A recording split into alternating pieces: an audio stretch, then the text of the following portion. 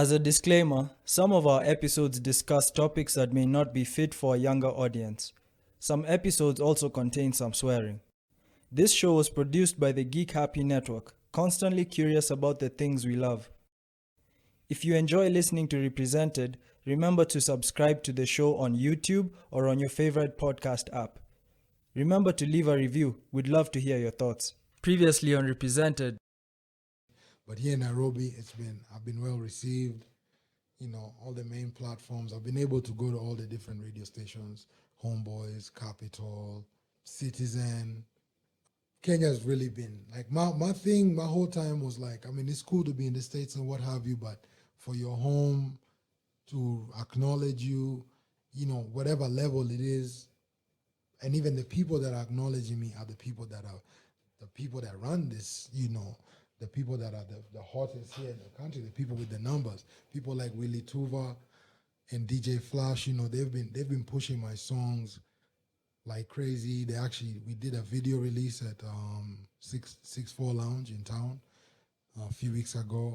I came to Kenya and then I was able to see what was actually going on here locally, and I was like, also wanted to be able to meet people here in Kenya how they are. Welcome to the Represented Podcast.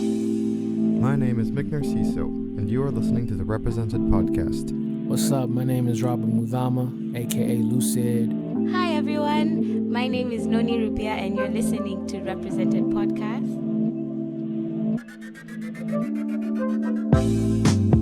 A journey through the lives of everyday people such as yourself. Check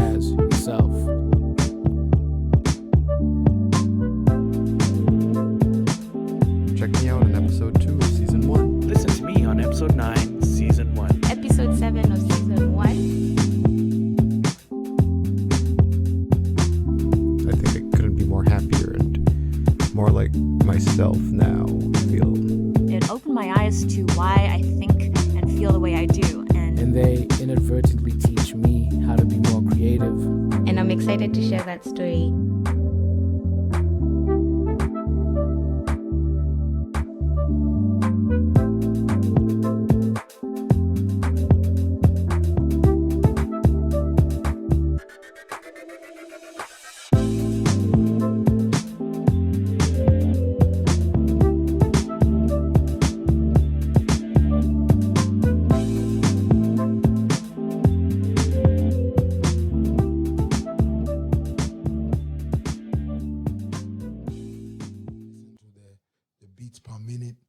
So even when I sat down with RD, we were like, we studied this thing. We looked at it and we're like, okay, we just turn up the beats per minute.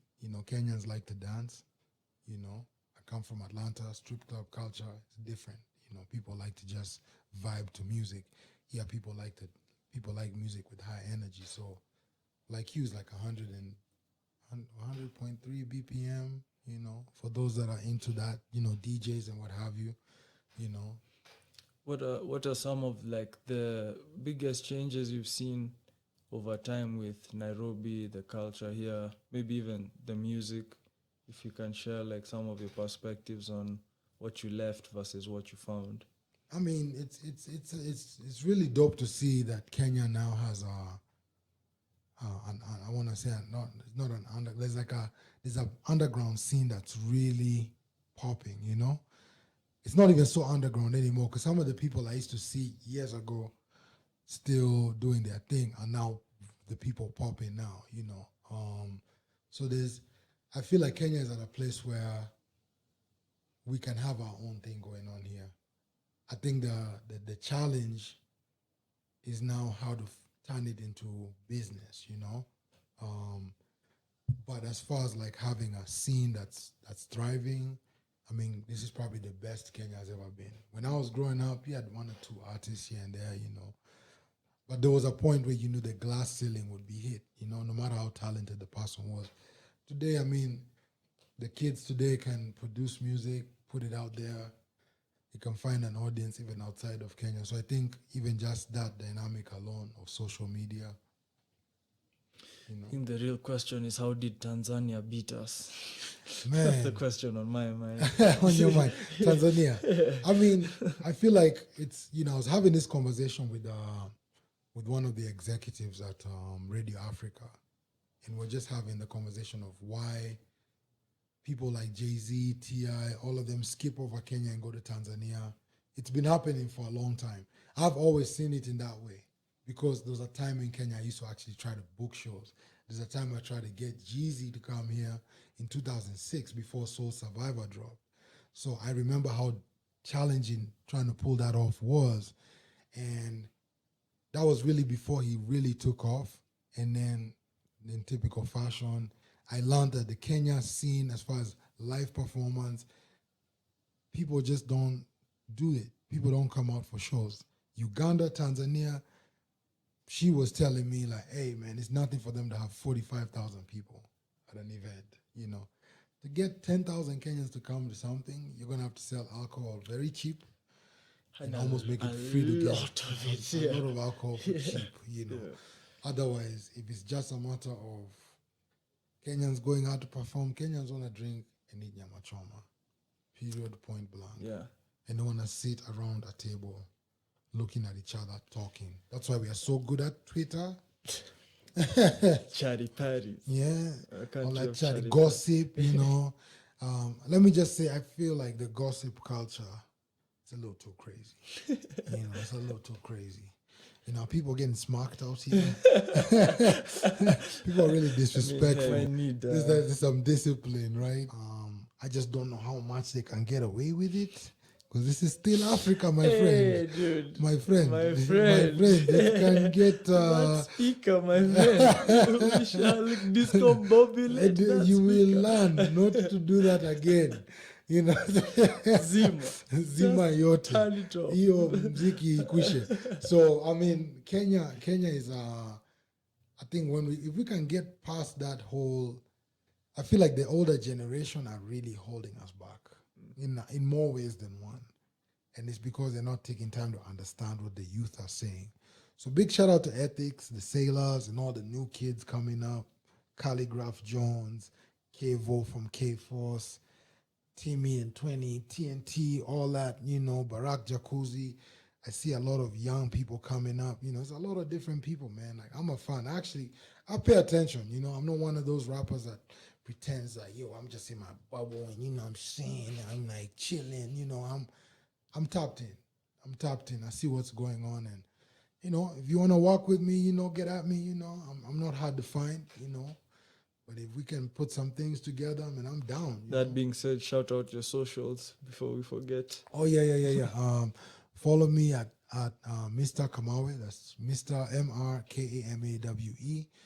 For all my other information, go to www.kamawe.com. Music videos, documentaries, all kind of stuff on there. Freestyles, just different stuff I've put together, you know. I just thought about something, how we often look at Kenyan culture a lot as Kenyans when we leave. Mm-hmm. But are you able to do now the same thing for Atlanta when you're here? But like the Atlanta culture? Yeah, like, and kind of break it down with all its dysfunctionalities and... Man, let me just be real, man. Atlanta is like one of the best places on the planet, you know, just to be real. I mean, you can watch the news and hear rumors all you want to hear, but Atlanta is cool. I've been there for a while. But there's this new Hollywood thing coming in there, which I don't really understand because it looks a little put on a little bit, you know. But shout out to Tyler Perry, you know. He's doing his thing out there. Will Parker and all those people, you know, this. But there's just like the subculture. I know the reality show culture has kind of been quarterbacked by Atlanta in a way, right? A lot of that shit is bullshit. Nobody lives like that, you know. A lot of those people are broke, just to be real, you know. I'm just, listen, man, I'm not trying to put anybody's business out there, but I think we all know, you know, it's really, that has nothing to do with what's really going on in the city, you know. Me, I be in the streets, like I'm in Atlanta, and I've seen it grow. Like I said, I remember earlier I was saying how I went at the right time. You know, I went when Atlanta was still its original self, you know. In the last couple of years, there's definitely been like a lot of out-of-towners come. I remember after Hurricane Katrina, I remember just an influx of people from New Orleans, you know, like a lot of people. So every so often you'll see like a an emergence of like big groups. When it comes to Africans specifically, you know, there was we kind of, in a way, I feel like we were one thing at some point. That's why we all know each other. Like, I'm not saying all, but most of the Africans in Atlanta have encountered each other at some point. Because at some point it was only one club or two clubs that had Africans, or one or two or three, whatever. So Atlanta's a dope city. It's not too many cities where you'll go and find black people thriving like that. But there's a lot of cap going on. So, you know, it's all good when it's all said and done. Yeah. What's that experience like being an African in Atlanta? Because I personally have spent time in Canada where it's majority Asian or white. So there's that experience as a black person being a minority, but in Atlanta, it's majority black. So I'm assuming it's definitely a bit more of a... Did you feel a level of at home there? Well, I mean, in the earlier days, just to be real, you know, the Africans who went to Atlanta first, the first few Africans who actually hit the ground running and were visible, I think there's just a difference. I think there's tiers of when you say African. There's those of us who just stay at home, go to work at wherever place you work, and just go home, and you live in some subdivision somewhere tucked away, and you don't even know what's happening in Atlanta. But for those of us that are active in there was I feel like I've always been educating people about Africa. Let me say Kenyans, about being a Kenyan. One of my mentors, Jerry Smoking B, who you've met actually, I remember him just being like, "Yo, James, I've never been cool with an African before, and I always had these negative experiences with Africans." You know, Jerry, not to put you on blast, but you know, I don't think he'll deny it. You know, he had this one experience he would always go back to about this African dude who went off on him. Crazy. I was like, Jay, man, we don't communicate. We don't have that skill, you know. But we mean well. So I remember, like, even when it comes to like my industry friends, you know, it's always, those are times where I would be like trying to educate them on, yo, you know, this British colony, this French colony. That's why I speak English. That's why he speaks French. That's why he speaks Portuguese, because he's from this part and we're not one country. So I think the people coming up now don't have to do as much explaining as we did. Truth be told, since Black Panther, I feel like people now have been very interested in learning more about Africa, but at some point, nobody really cared, and we're cool with that, you know. And we toughed it out, and we are here, you know. I think this is Africa's time, to be honest. You know, it's for those that understand what that means, now is the time, you know. So I don't know if that explains an Africa. I mean, like I said, my situation is unique because I'm outgoing. I'm not afraid to like go into and when I went to Atlanta, at some point I lived in Bankhead, you know. So that also gave me an access, and I lived like 5 minutes from the Blue Flame. I was in the Blue Flame every day for my first. What's the Blue Flame? The Blue Flame is it's actually the oldest strip club in, I want to say, Georgia, I believe. It's owned by the Cato brothers. It's been there for decades. And funny enough, I live next door to one of Cato's nephews. And he used to be like, yo, let's go to my uncle's club. And we would be there every day, you know. So I've also gotten a chance to really get into that strip club world, and you know, it's a part of Atlanta's culture, you know. Very interesting, interesting part of that culture. Very interesting, you know. Yeah. It has helped educate a lot of beautiful women, you know, and their kids, you know. Yeah. So they are actually some of the most well-to-do people in the city, you know. That's so interesting. Yeah, it's different. It's different. I mean, I couldn't work in that world in any capacity. There was a time when I was doing my video thing where I got an opportunity to be at a strip club, and bro, like by day number 2, I was done. Like I never wanted to go back. Like it just drained me, you know. So even when I go to the strip club, it's like, you know, it's not as often as when I was younger. For one, you spend a lot of money for nothing, but it's a good place to politic. By the way, if you want to do business in Atlanta, it's good to go to the strip. Depending on what kind of business you do, the strip club will bring you.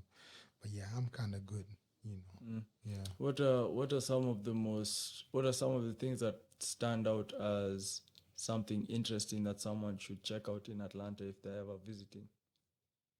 I mean, I think like some of the historic sites, anything that can teach you about the origins of Atlanta from Dr. King and before, you know, some of the civil rights stuff, you know, I think that's a big part of that culture there, you know.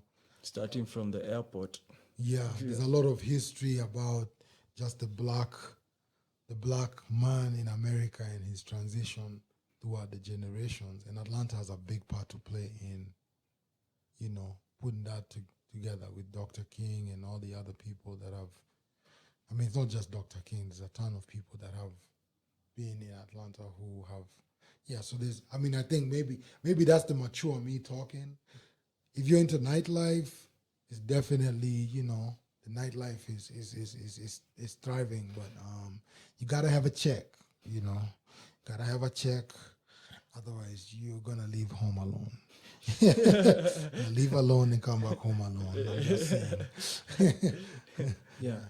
And like, considering the latest song you're pushing has something to do with your current relationship, I think it's a nice segue to talk about that other layer of relationships, which I think is like taking that decision to get married is obviously not a small step. Yeah.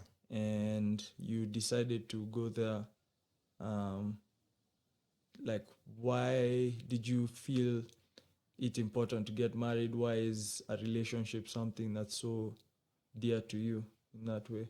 I mean, it goes without saying, you know, I come from the institution of marriage. You know, I come from a 2-parent home.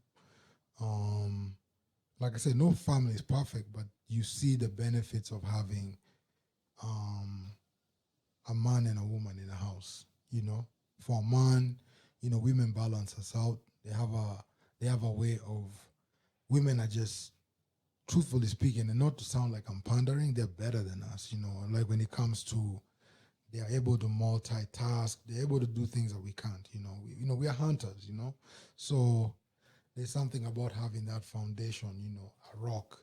Now, to be perfectly honest, I know this sounds very elaborate, but I was not looking for someone when I met her. I just remember it being like, I just remember something clicking, and it was like, I tell people, like, me and my wife met, and when we started talking, we've never stopped talking. That's just literally our story, is that we really communicated well. And, you know, I'd got into a point in my life at the time where, like I said, I mean, I started being in the entertainment realm a long time ago. And I've seen a lot of things, you know. And one of the things that at some point I had to really be honest about is that when you look at some of the biggest artists you can think of, you would always find that there's somebody around, there's a woman in their life, you know. And just getting to know so many people who are in the life was you know, when you saw the stability, you knew that it was an important piece. Like, I've always had these conversations with dudes. Like, I know a lot of dudes, you know, like to have the base level conversation, you know, what you want, fuck, you know what I mean? But, you know, but at some point, like, been there, done it, you know, nothing to write home about, you know. But to find a special person who you can count on, who's got your back, whether you're up or you're down, you know, that's special. You know, there's not many people like that, male or female. Definitely not male. You know, see, if you have a lot of male friends, you need to work on that. You need to cut that list down, okay? Women are dope, you know, like I've always been able to work and do business with women on so many levels. So shout out to all the women that I'm cool with. But that number one woman, you know, she's something special. So it wasn't a hard decision. First day I met her, I was like, damn, you know, I'm not gonna say I knew I was gonna marry her, but I just remember being very, honest. And then when we went on our first date, which took some months, we didn't see each other for like another 6 months, I think, but we would talk virtually every day. And I remember just trying to like, truth be told, I was trying to be like, hold up, what's really going on here, I'm sure she was as well, because it's like, it just seemed too good to be true, I went on our first date. I remember she Ubered there, and I had to go outside so she could see where I was. And I just remember when she walked up to me, I just looked at her face and I was like, wow, I'm so glad to see this person again. And it's been a good ride, man. It's been a good ride. Nowadays, what I say is I wish this for a lot of people, especially dudes that are my age, still running around these clubs looking crazy, need to go ahead and find you someone who's really going to hold you down. So yeah, the decision to get married is definitely because, first of all, to honor that woman who is so down with you. Like when she met me, man, my life was upside down, in so many ways, and I just remember like when I would talk to her, things would just get better. Just talk to her and things would get better. It was so beyond the base level again. And yeah, man, that's just my take on it. I don't know if that even answers your question. Don't come to me for relationship advice. I do not know what to tell you to do with your whore.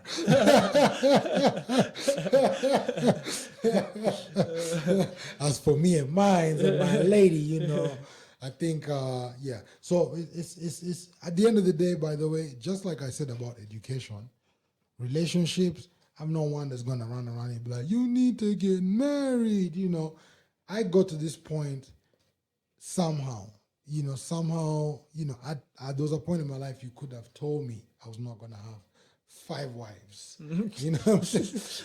There's a time you couldn't tell me, but, somewhere along the way, it's just like, you meet the right person and it's like, you got to do the right thing, Yeah, that's interesting. Like, do you have like a vision for what you want out of your marriage, or is that something you kind of just work out as you're moving along? Oh man, I mean, we communicate. Listen, it's about communication. We always communicate. Life is full of variables, So I can't sit here and say like, I mean, we plan and God laughs, and that's just real, So for us, a lot of what we do is just keeping God first, and always just kind of like, just trying to, we communicate about a lot of things, the future, what we want for each other, we, how was your day? What did you do? What's going on at work? Blah, blah, blah. We do a lot of that. And the present time, there's nothing like the present, so there's that thing of like knowing where the other person is with whatever it is they're doing. She knows, she's always curious about what I'm doing. I always want to know what she's doing. So it's like, I feel like that communication is really what keeps everything going, What are some of your most immediate goals right now as a person? Like, what are some things you're trying to knock out maybe in the immediate future, or like the foreseeable future, as far as, because we've talked about how we talked about marriage, which is one of those things that people consider a big decision. And I'm not asking like what other big decisions are you gonna make, but like what does the most immediate future look like for you right now? Well, the immediate future looks like a lot of business ventures, that I've been working on for the past couple of years. Just trying to create residual income. That's one of the main things right now. Is just, I managed to get to the point where I didn't need a 9-to-5 a long time ago, and it's not been easy.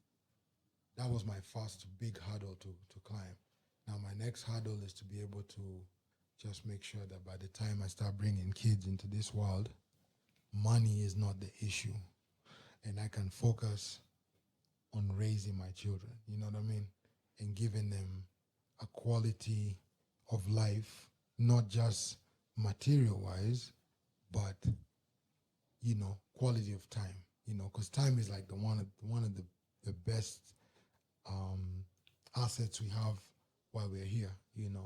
So I feel as though if I can fulfill my residual income thing, to where I have so many streams of revenue, I have too much money coming my way, and it's not about trying to go after that, and it's about focusing on family. Definitely right now, focusing on this Like You video. I just got it back from the director. He chopped it up. It's looking good. You got a chance to see it. Raise the bar, I raise the stand. Headlines, front page, standard. Come here, let me teach. Nairobi campus, spit the language. Luga, dialect, smoking like ganja. Not like you're the only one I want. You know it, babe. Anything you want, I got you, babe. 'Cause I've been around the world, been searching, babe.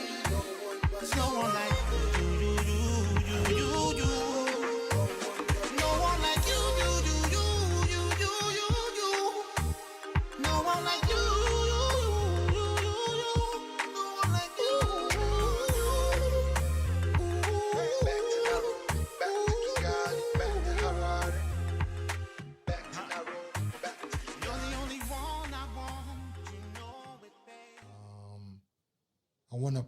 I want to laser focus on that one song.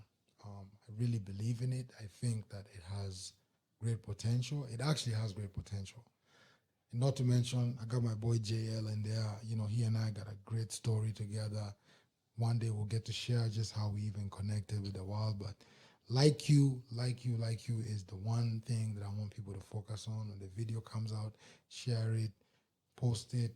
If you have a platform, let the record live. I think it's celebrating love. So of course we have the merchandise, the Nairobi hats. Right now we're keeping it very exclusive. We're working on the distribution of this hat. It's been a long time coming. So the music is really a vessel to promote. Music is really a vehicle. And going back to what we said before about monetizing music, when I realized, okay, you can't necessarily make money off music, I was like, well, merchandise. Merchandise has been something which I've always kind of played around with. Simply because at some point, being in front of people, you want to always wear something. I heard that from KRS-One, by the way. Big shout out to KRS-One, and that's the triple OOOG. So I remember him saying how an artist has to have something on them, and I just remember that kind of stuck with me. So from that point on, always trying to play with different ideas for merchandise. So right now, the Nairobi hat, the Nyayo era hoodies, we're also working on this. This is what Black Love looks like. That's actually from my boy ATO who directed this video. So this video right now, it serves as almost like a commercial for all these different brands that we have represented, including the Body Butter by Washera for Castone. Big sis, yeah. That's Big Sis over there. She has a dope body butter. Check it out. That's why this melanin glows like it does. You want that Kamawe finish. Yes, you gotta get that. You gotta get that. So she's got all flavors, man. You come out smelling like a tropical vegetable or something, a coconut or something. I don't know, So yeah, there's that. So what I did with this Like You video is that I brought so many different entities together. People that have different businesses. That's always been my thing. Bring all these talented people together. Let's put this piece of art to the world and see what it does, And a lot of times, it does yields things that you wouldn't have foreseen. So Like You is the record that we are pushing, the merchandise coming soon. Any distributors out there that want to carry our product, feel free to reach out, got the best prices, best quality. We've taken our time with this thing, So, yeah. That's really dope. Good luck with your ventures and everything, and Appreciate that. I appreciate you taking the time to be on our first episode of season 2. Hey man, I can't wait to come back. Not hopefully, but I can't wait to come back. Yeah. If you'd like to get in touch with the Represented Podcast, feel free to hit up at Represented Podcast on Instagram or email us at representedpodcast@gmail.com. This show is hosted and created by myself, Kamawe. Editing by Lucid and myself. Video directed by James Kamawe. Video editing by myself, Kamawe. Intro music by Lucid and Mari Narciso.